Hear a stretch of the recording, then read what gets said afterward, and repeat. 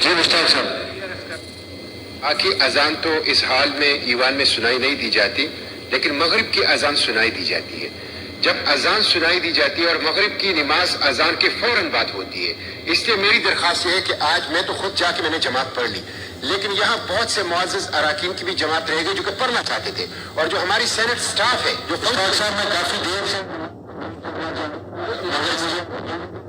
ویسے ہی اذان ہو جائے، اذان کی آواز یہاں آئے تو بریک ہونی چاہیے 10 منٹ کی، 15 منٹ کی، اس کے بعد جتنے بھی ایوان چلے انشاءاللہ چلائیں گے بھی، بیٹھیں گے بھی۔ لیکن یہ بہت آکورڈ لگتا ہے کہ اذان کی آواز آئے اور مغرب کی نماز اذان کے فوراً بعد ہوتی ہے، اس میں وقت بھی نہیں ہوتا۔ مگر مشتاق صاحب کسی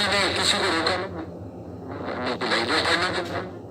ان کے لیے پھر آپ یا وہ بزنس چھوڑیں گے یا پھر نماز چھوڑیں گے، تو میں سمجھتا ہوں یہ لوگوں کو اس کشمکش میں نہ ڈالا جائے، یہ ہمارے